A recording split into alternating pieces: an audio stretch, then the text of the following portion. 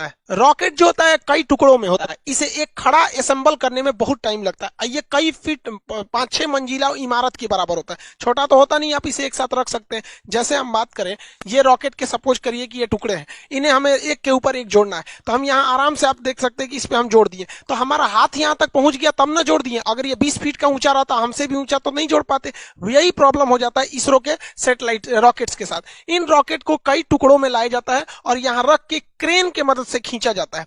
Crane के मदद से इसे उठा के और फिर इसे असेंबल किया जाता है। एक एक पार्ट, जहां आपको 4 पार्ट दिख रहा हो, 1 2 3 4, ये तो ऊपर वाला पेलोड है, तो इसको भी आप 5वां पार्ट मान सकते हैं। तो एक एक पार्ट को इस तरह से क्रेन के मदद से रखा जाता है। पहला पार्ट रखने में तो दिक्कत नहीं होता है क्योंकि हाइट कम ही रहती है, लेकिन जैसे जैसे ये ऊपर जाता है वहां तक इंजीनियर को पहुंचना, वहां से नट बोल्ट को कसना, पूरा सीधा रखना, हर चीज को जांच करना काफी दिक्कत होती है। इसलिए इसका जो असेंबली वाला यूनिट होता है ये काफी सोफिस्टिकेटेड, एकदम अत्याधुनिक होता है। जैसे यहां देखेंगे तो एक पार्ट को रख दिया गया है। अब यहां देखिएगा, यहां पर एक छत बना दिया गया, वो टेम्पोररी होता है, इस तरह से गिरा दीजिएगा तो ये आके गिर जाता है। अब यहां वाले पे इंजीनियर वगैरह अपना यहां पे खड़े होकर देख सकते हैं, फिर यहां हो सकता है। अब ये वाला जो सेकंड पार्ट जा रहा है, इसे क्रेन से खींच के इसके ऊपर रखा जाएगा। जैसे देखिए, ये फर्स्ट वाला पार्ट यहां रख दिया गया, इसमें से इंजीनियर हट गए हैं। अब देखिए यहां पर ये लोग यहां पर अपना वर्क कर रहे हैं। जब ये हो जाएगा तो ये वाले छत को खोल दिया जाएगा, फिर इस छत को यहां पर ऐसे नीचे गिरा दिया जाएगा ताकि वो लोग काम कर सके।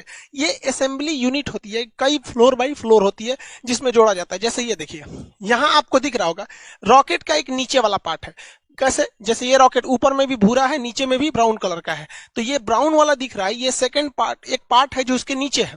और ये जो फ्लोर बना है ये टेम्पोररी फ्लोर है, परमानेंट फ्लोर नहीं है, छत नहीं है। अब इसके ऊपर इसको रखा जाएगा क्रेन के मदद से, फिर ये लोग इसको अच्छे से ज्वाइंट करेंगे, फिर इसके ऊपर एक और पार्ट को रखा जाएगा। इस तरह से देखिए, एक यहाँ पार्ट है, यहाँ है, यहाँ है, यहाँ है, ऐसे करते करते जोड़ा जाता है।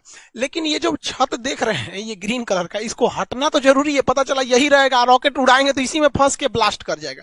तो ये टेम्पोररी होता है। जब रॉकेट के सारे स्टेजेज को आपस में जोड़ लिया जाता है तो ये जो छत टाइप का बना था इसे फोल्ड करके हटा लिया जाता है। देखिए ये फोल्ड करके हटा लिया गया और इसको एक बहुत बड़े ट्रेन टाइप का होता है जिसे हम लोग रॉकेट कार कहते हैं, इससे अब इसको आगे की ओर ले जाया जाता है। अब लॉन्च पैड की ओर ले जाया जाता है। यहाँ तो इसे असेंबल किया गया था, अब यहाँ से इसको लेके जाया जाएगा।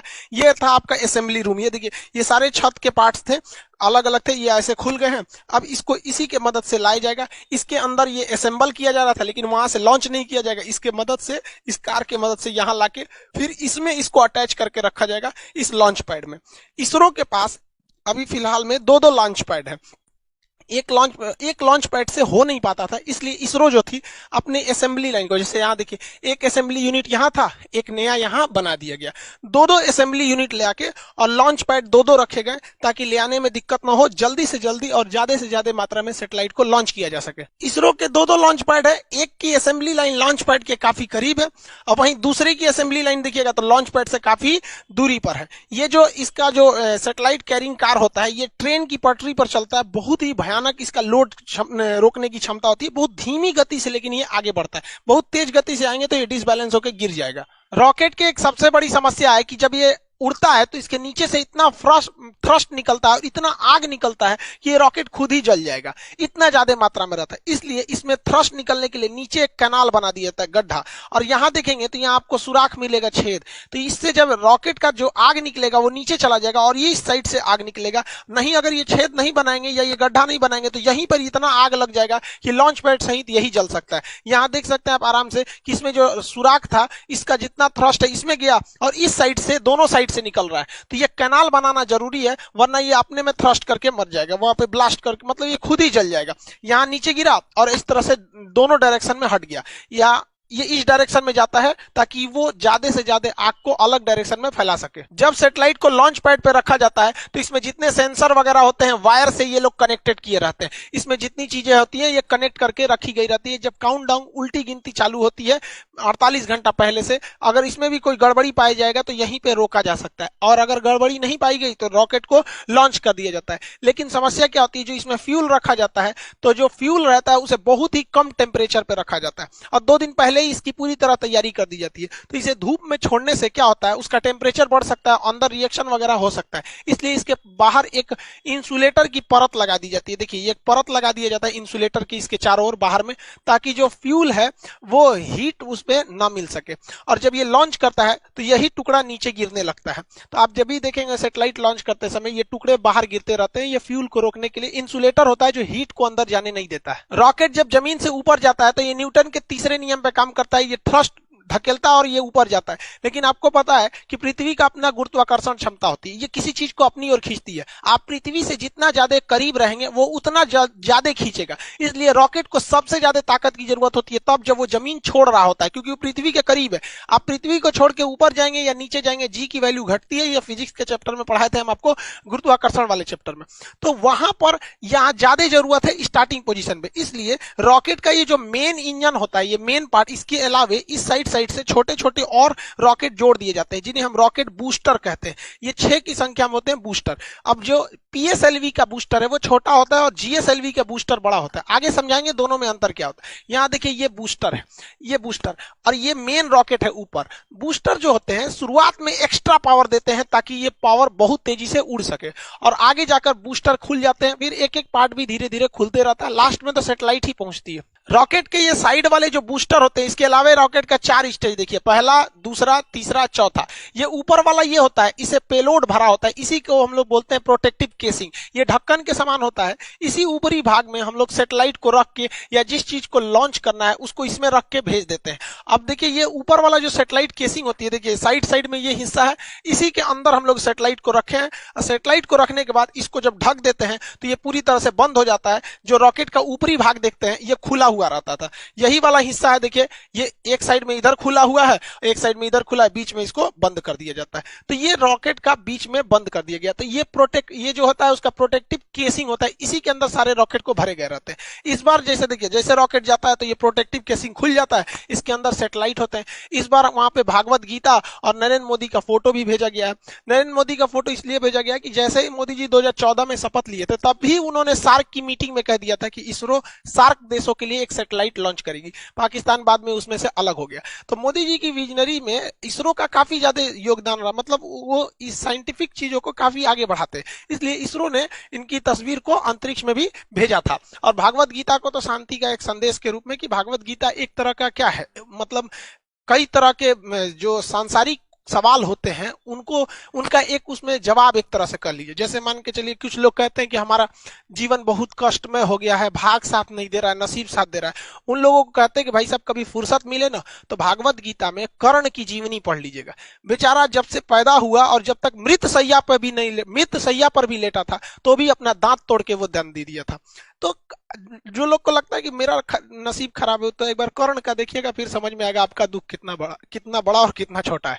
खैर अपने टॉपिक पे आते हैं। इस बार 28 फरवरी 2021 को इसरो ने लॉन्च किया, तो अपने साथ टोटल 19 सैटेलाइट को लॉन्च किया गया था। इसमें एक ब्राजील का बना हुआ वहां पर एमेजोनिया 1 नाम का सैटेलाइट था जो काफी महत्वपूर्ण था। इसे PSLV C51 रॉकेट से छोड़ा गया।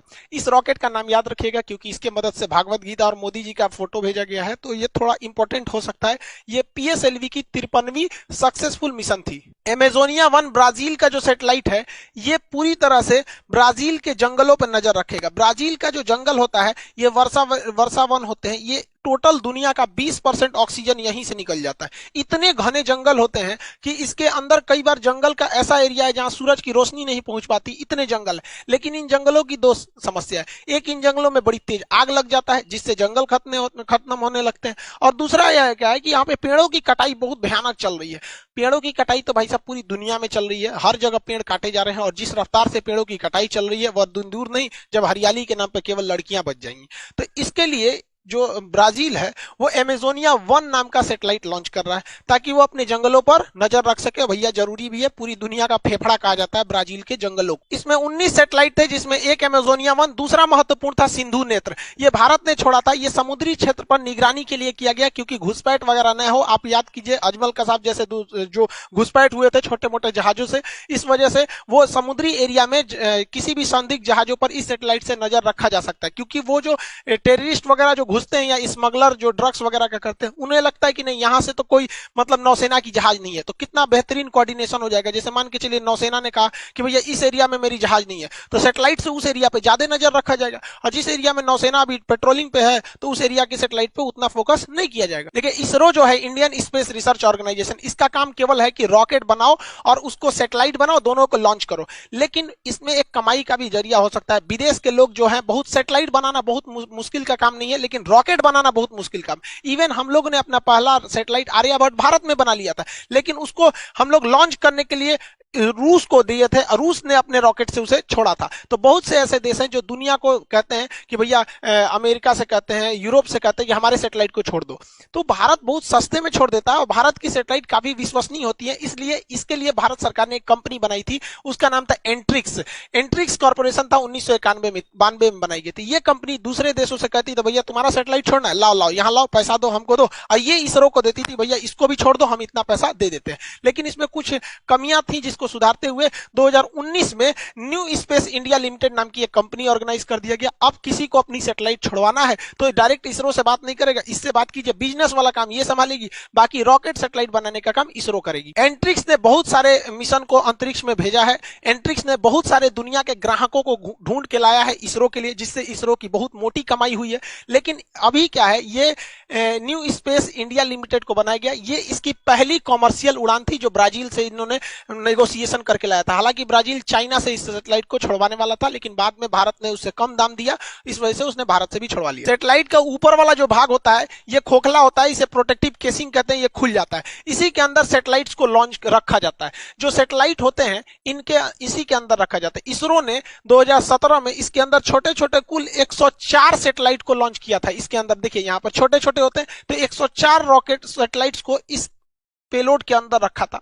जब ये जाते हैं तो खुल जाते हैं और सैटेलाइट अंतरिक्ष में चले जाते हैं। 600 से 900 किलोमीटर ऊंचाई पे जाने के बाद पृथ्वी का गुरुत्वाकर्षण खत्म हो जाता है, फिर वो घूमने लगते हैं। इन सैटेलाइट को ऊर्जा यानी एनर्जी मिलती है, इन पर सोलर पैनल लगे होते हैं, इनमें सोलर पैनल से इनमें एनर्जी लगी होती है, मतलब एनर्जी ले रहते हैं ये लोग सोलर पैनल से। और इसके अंदर छोटा सा एक तो मोटर भी होता है जिससे कि ये अपने डायरेक्शन और अपने पाथ को चेंज कर सकते हैं। तो रॉकेट केवल अंतरिक्ष में जाके ये खुल जाएगा और सबको ऐसे फेंक देगा, और वहां गुरुत्वाकर्षण नहीं है तो सब इधर उधर तैरेंगे, तो 1 बाय 1 सबको अपने अपने ऑर्बिट में फिट कर दिया जाता है। रॉकेट इंजन और जेट इंजन में अंतर क्या होता है? हवाई जहाज में जेट इंजन लगा होता है, ये बाहर से ऑक्सीजन ले लेता है, जबकि अंतरिक्ष में तो ऑक्सीजन ही नहीं है, इसलिए रॉकेट इंजन उस इंजन को कहते हैं जो अपना खुद का ऑक्सीजन का सिलेंडर ले जाया जाता है। तो जिस सिलेंडर में ऑक्सीजन रहता है उसे हम ऑक्सीडाइजर कहते हैं, और जिसमें फ्यूल रहता है उसे फ्यूल टैंक कहते हैं।